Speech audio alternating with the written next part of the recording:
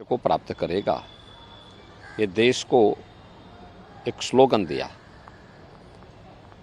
यह देश के आम जन का मंत्र बन गया।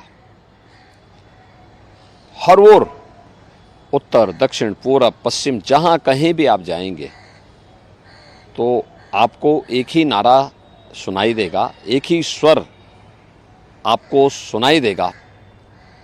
आम जनमानस के मन में एक ही संकल्प दिखाई देगा और वह है कि फिर एक बार मोदी सरकार, अब की बार 400 पार।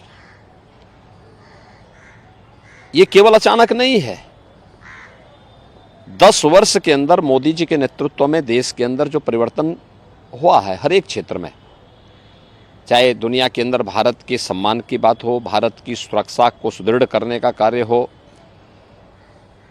भारत के अंदर विकास के नए नए प्रतिमान स्थापित करने का हो, हाईवे, रेलवे,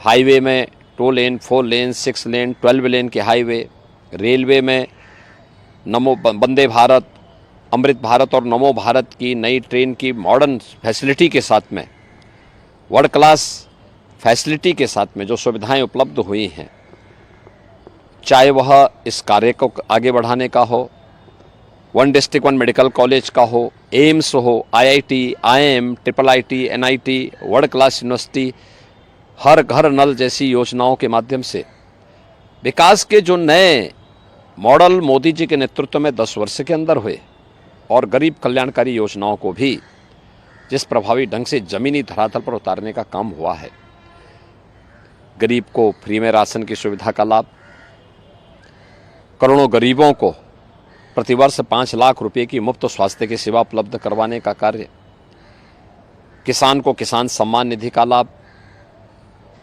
हर घर में शौचालय के निर्माण का कार्य,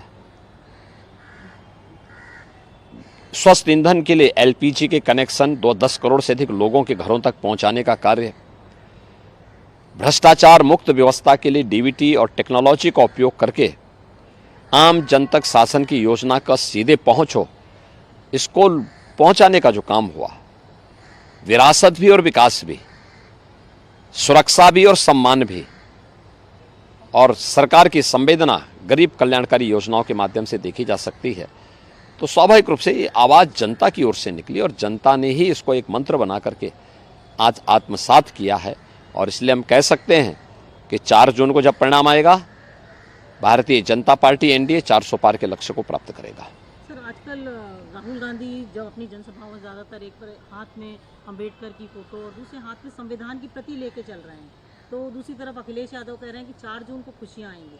सर, आपकी तरफ से भी कहा गया है कि जो राम भक्त होगा वही सिंहासन पर राज करेगा। आप किस तरीके से देखते हैं विपक्ष के इसको, कॉन्फिडेंस है या ओवर कॉन्फिडेंस है? देखिए, संविधान का सबसे ज़्यादा माखौल कांग्रेस पार्टी ने और उसके इंडी गठबंधन से जुड़े हुए लोगों ने उड़ाया है और आज भी उड़ा रहे हैं। देश के अंदर स्वतंत्र भारत में अभी संविधान बना ही था, बाबा साहब भीमराव अंबेडकर की भावनाओं के विपरीत जाकर के तत्कालीन कांग्रेस सरकार ने धारा 370 को देश के संविधान में जबरन डालने का काम किया था। देश के अंदर संविधान में जितने संशोधन किए, चाहे अभिव्यक्ति की स्वतंत्रता को कैद करने का कार्य कांग्रेस सरकार के द्वारा पहली सरकार में किया गया था, और 1975 को कौन नहीं जानता है, संविधान का गला घोंटने का काम इमरजेंसी के माध्यम से कांग्रेस ने ही किया। अन्य अवसरों पर भी कांग्रेस ने कार्य किए। बाबा साहब भीमराव अंबेडकर बार बार इस बात को कहते थे कि धर्म के आधार पर आरक्षण नहीं हो सकता, संविधान सभा में भी और उसके बाद भी उन्होंने इसका विरोध किया।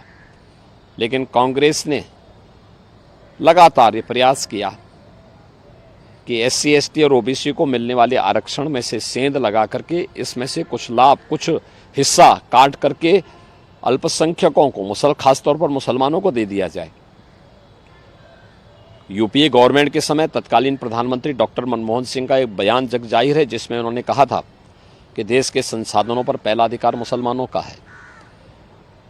UPA सरकार के समय जस्टिस रंगनाथ मिश्रा कमेटी और justice Rajendra Sachar committee SC/ST और OBC के आरक्षण में सेंध लगाने की कुत्सित मंशा के साथ लाई गई थी। कांग्रेस की आंध्र प्रदेश की सरकार ने और कांग्रेस नेतृत्व की कर्नाटक की सरकार ने OBC के आरक्षण को मुसलमानों को बांटने का बंदरबांट भी किया है वहां पे। तो संविधान का सर्वाधिक मखौल कांग्रेस ने और उसके इंडी गठबंधन से जुड़े हुए लोग, चाहे वह समाजवादी पार्टी हो, चाहे वह TMC हो, चाहे वह RJD हो, चाहे वह आम आदमी पार्टी हो, इन्हीं लोगों ने उड़ाया है। और ये लोग लगातार आज भी यही प्रयास कर रहे हैं, इनके द्वारा यही कार्य किया जा रहा है। समाजवादी पार्टी ने 2014-2012 के इलेक्शन में अपने मैनिफेस्टो में इस बात का उल्लेख किया था कि वह मुसलमानों को भी आरक्षण देगी। PAC में, उत्तर प्रदेश की PAC में 15% मुस्लिम आरक्षण की व्यवस्था घोषणा भी समाजवादी पार्टी ने की थी।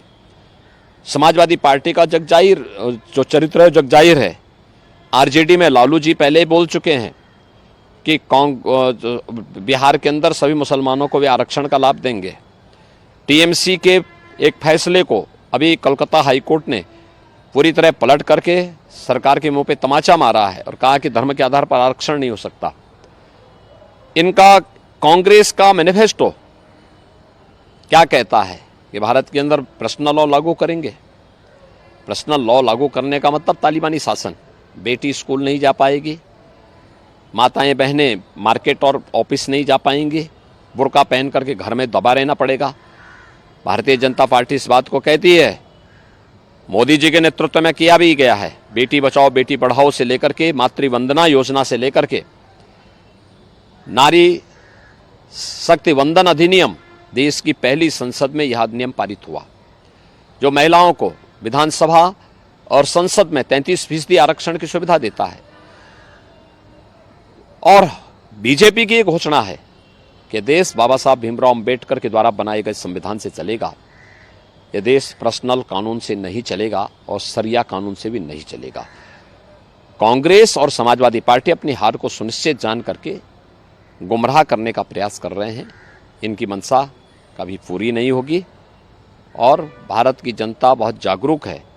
वह मोदी जी के नेतृत्व में फिर एक बार मोदी सरकार बनाएगा और जनता की ओर से आवाज़ आ रही है अब तो कि जो राम को लाए हैं हम उनको लाएंगे और राम भक्त ही राज करेगा दिल्ली के सिंहासन पर।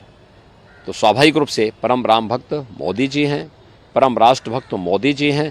तो मोदी जी के नेतृत्व में NDA और भारतीय जनता पार्टी प्रचंड बहुमत की सरकार बनाएगी और उधर हम लोग जा चुके हैं।